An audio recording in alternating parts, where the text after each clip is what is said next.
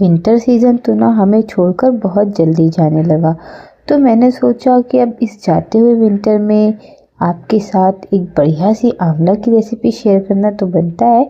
तो बस मैं लेकर आ गई हूँ आज आप लोगों के लिए आंवला कैंडी की रेसिपी, जो बहुत ही मज़ेदार सी रेसिपी है। तो चलिए शुरू करते हैं।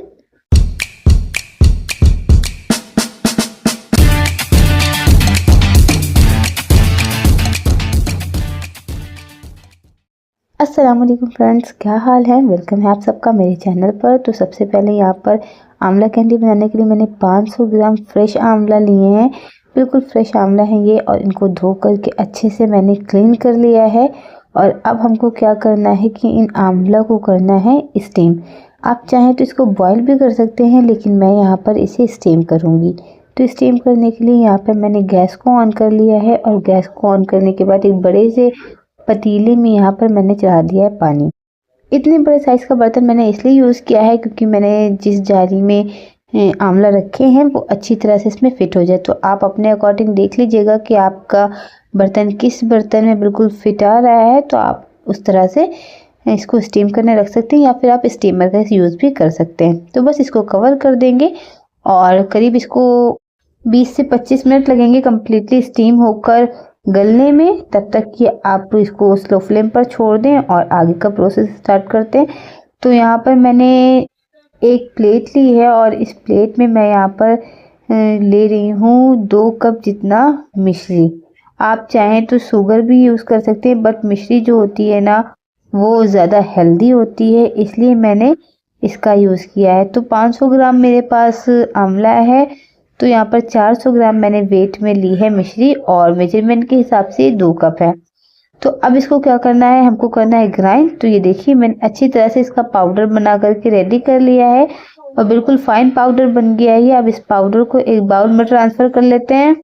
और जितनी देर में हमारी मिश्री यहाँ पर रेडी हुई है, और करीबन हो चुके हैं 20 मिनट। तो ये देखिए खोल करके चेक कर लेते हैं कि जो स्टीम होने के लिए आंवला रखे थे हमने वो हो गए या नहीं। देखिए बढ़िया सा कलर इसमें जो है वो आ गया, यानी कि आंवला का जो अपना नेचुरल कलर था वो चेंज हो गया है, और ये पक चुके हैं। जब मैंने इसमें देखिए फोक डाला है तो ये अच्छी तरह से इस तरह से टूट रहे हैं, जिसका मतलब है कि ये अच्छी तरह से पक चुके हैं। तो बस अब हमको क्या करना है कि गैस का फ्लेम कर देना है ऑफ, और गैस का फ्लेम ऑफ करने के बाद इसको रख देना है साइड में थोड़ा ठंडा होने के लिए। और जब ये थोड़ा ठंडा हो जाएगा ना, तो हम इसका जो अंदर सीड्स होता है ना उसको निकालेंगे। तो ये देखिए यहाँ पर मैंने करीब 5 मिनट के लिए इसको हटाकर रखा था, और अभी भी ये काफ़ी ज़्यादा गर्म है। आपको स्टीम दिख रहा होगा कि कितना अच्छा स्टीम इसमें निकल रहा है। तो ये अभी काफ़ी ज़्यादा गर्म है, बट मैंने कहा कि इसको मैं इसी स्टेज पर सेट्स निकालूं तो ज़्यादा इजी रहेगा, क्योंकि इस वक्त ये सॉफ्ट है। तो ये इस तरह से मैं इसको खोलती जा रही हूँ आंवला को, और इसका जो सीड है वो अलग हटाती जा रही हूँ। तो चलिए जी, ये काम भी मैंने करके ख़त्म कर लिया है, यानी कि सारे आंवला की सीड्स जो है वो हटा दिए। और अब क्या करना है कि हमको करना है आंवला को ग्राइंड। तो मैंने वही सेम जार ले लिया है मिश्री वाला, और इसमें मैं थोड़ा आंवला डालूंगी, और इसको फाइन पेस्ट बनाना है मुझे। स्टार्टिंग में हमें मिक्सर को पल्स मोड पे चलाना है या फिर लो स्पीड पर चलाना है, ताकि अच्छे से जो है वो आंवला ग्राइंड हो जाए। और फिर उसके बाद थोड़ी देर बाद जब ये अच्छे से ग्राइंड होने लगे तब स्पीड को हाई करेंगे। तो यहाँ पर देखें ये जो है वो पिसके तो रेडी हो चुका है, ग्राइंड हो चुका है, बट ये अभी उतना स्मूथ नहीं है। तो मैं क्या करूँगी, यहाँ पर मैं ऐड कर रही हूँ 2 चम्मच जितना मिश्री का जो पाउडर बनाकर रखा था ना वो। इसको डालने से क्या होगा, जो मिक्सचर है वो अच्छी तरह से स्मूथली ग्राइंड हो जाएगा। तो ये देखिए जब मैंने मिश्री डालने के बाद ग्राइंड किया है तो ये अच्छी तरह से स्मूथ पेस्ट बन गया है। तो बस इस तरह से सारा मिक्सचर बनाकर रेडी कर लेना है और एक बर्तन में निकाल लेना है। तो यहाँ पर मैंने इसे एक बड़े से बर्तन में ट्रांसफ़र किया है। और अब इस पेस्ट को बर्तन में ट्रांसफ़र करने के बाद हमको क्या करना है कि जो मिश्री वाला पाउडर बनाकर रखा था ना वो थोड़ा थोड़ा करके इसमें डालते जाना है और मिक्स करते जाना है। मैं इसको पहले से इसीलिए करे ले रही हूँ क्योंकि हो सकता है जब पकते टाइम मैं डालूँ तो वो इतनी अच्छे से मिक्स ना हो सके, इसलिए मैं इसको पहले ही मिक्स करके रख लूँगी। चलिए जी, ये हो गया है मिक्स। अब गैस का फ्लेम कर लेते हैं ऑन और एक नॉन स्टिक पैन को चढ़ा देते हैं। तो ध्यान रहे आपको इस प्रोसेस के लिए नॉन स्टिक पैन या फिर कोई स्टील का पैन ही चाहिए होगा। आपका ये जो काम है वो लोहे की कढ़ाई या लोहे के पैन में बिल्कुल भी नहीं होगा। ये पेस्ट उसमें बहुत ज़्यादा चिपकेगा और फिर ये जल जाएगा। तो मेक श्योर कि आप स्टील का कोई पैन या फिर नॉन स्टिक पैन का ही यूज़ करें। तो अब इसमें कुछ भी नहीं करना है, आपको क्या करना है कि हाई फ्लेम रखना है और हाई फ्लेम पर कंटिन्यूअसली आपको इस तरह से मिक्स करते जाना है और इसको पकने देना है। बस अब आपको सारे प्रोसेस में जब तक ये थिक ना होने लगे और पैन को छोड़ने ना लगे तब तक आपको ये सेम प्रोसेस ही फॉलो करना है, यानी कि सारे साइड से अच्छी तरह से मिक्स करना है और पकाते रहना है, मिक्स करना है और पकाते रहना है। तो करीब 10 मिनट हुए हैं और देखिए पेस्ट का कलर जो है वो चेंज होने लगा है। तो अब इस स्टेज पे मैं कुछ मसाले ऐड करूँगी थोड़े से तीखेपन के लिए, क्योंकि कैंडी में जो है थोड़ा सा तीखा, थोड़ा सा खट्टा मीठा फ्लेवर अच्छा लगता है। तो सबसे पहले यहाँ पर मैंने इसमें नमक ऐड किया है, थोड़ी सी मैंने हींग डाली है, काली मिर्च ऐड करी है और बस इसको फिर कर दिया है अच्छी तरह से वापस से मिक्स। इस कंप्लीट प्रोसेस में ना आपको आधा घंटा तो करीबन लग ही जाना है। तो आपको क्या करना है कि पेशेंस रखना है और पेशेंस के साथ अपने काम को करते रहना है। और देखिए पकते पकते जो पेस्ट है वो ना उसकी क्वांटिटी कम होती जा रही है और कलर जो है वो बढ़िया सा आता जा रहा है। तो अब यहाँ पर हमको क्या करना है कि मैं बनाऊंगी यहाँ पर थोड़ी सी कॉर्न स्टार्च की सेलेरी। तो यहाँ पर मैंने 2 चम्मच जितना कॉर्न स्टार्च लिया है और इसमें ऐड किया है 3 से 4 चम्मच जितना पानी। अच्छी सी एक पतली सेलेरी मुझे बनाकर इसमें रेडी करनी है और बस ये सेलेरी भी हो गई है रेडी। तो क्या करना है, जो पकता हुआ पेस्ट है हमारा आंवले का, वो सेलेरी हमको डालनी है इस आंवले के पेस्ट में। तो बस ये देखिए यहाँ पर मैंने इसको मिक्स किया है और अब मिक्स करने के बाद जो सेलेरी बनाई थी कॉर्न स्टार्च की ना उसको मिक्स करेंगे और थोड़ा थोड़ा इसमें डालते जाएंगे और इस मिक्सचर को चलाते जाएंगे। कॉर्न स्टार्च डालने से क्या होगा ना कि जो ये पेस्ट है ना, जो मिक्सचर है वो जल्दी ठीक हो जाएगा और आपकी मेहनत में थोड़ी सी कमी आ जाएगी। तो इसलिए कॉर्न स्टार्च ऐड ज़रूर से कीजिएगा।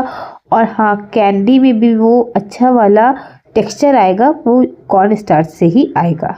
तो चलिए जो बचा हुआ कॉर्न स्टार्च है ना वो भी डाल देंगे और फिर अच्छी तरह से कर देंगे मिक्स। तो अब देखिए यहाँ पर ये अच्छा खासा थिक जब हो चुका है तो मैंने इसमें आधा चम्मच बटर ऐड कर दिया है।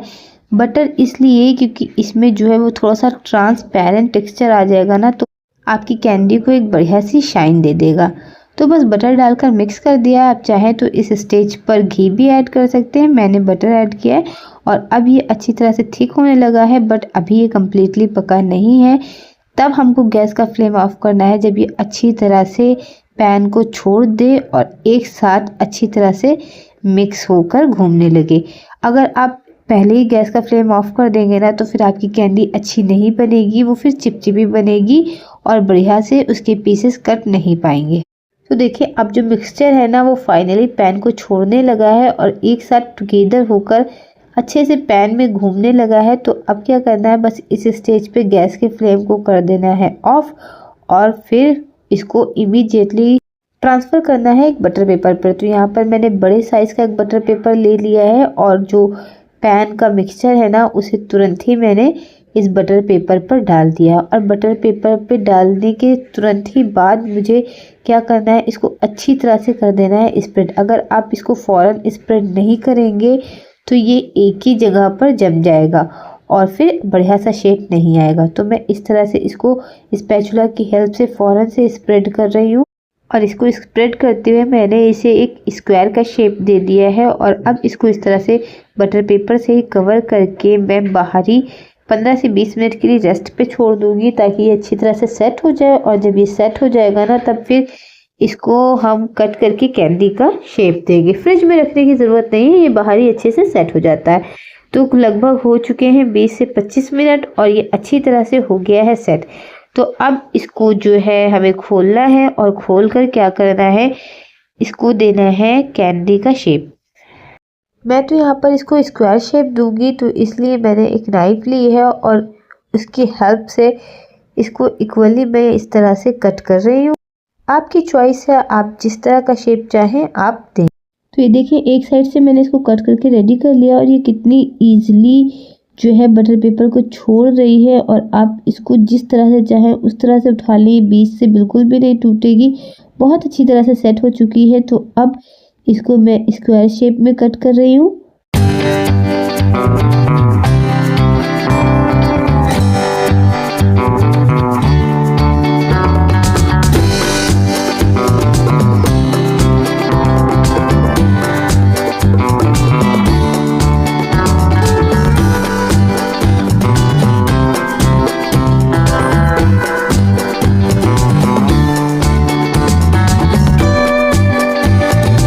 कैंडीज को कट करके तो रेडी कर लिया है। अब क्या करना है, एक बड़े से बोल में इसको ट्रांसफ़र करना है और जो मिश्री का पाउडर हमने बनाया था ना, तो उसमें से जो पाउडर हमारे पास बचा हुआ है, यानी कि जो हमने उसको सेपरेट कर लिया था, अब उस पाउडर को क्या करना है, इस कैंडी पर डालना है और अच्छी तरह से कर लेना है मिक्स।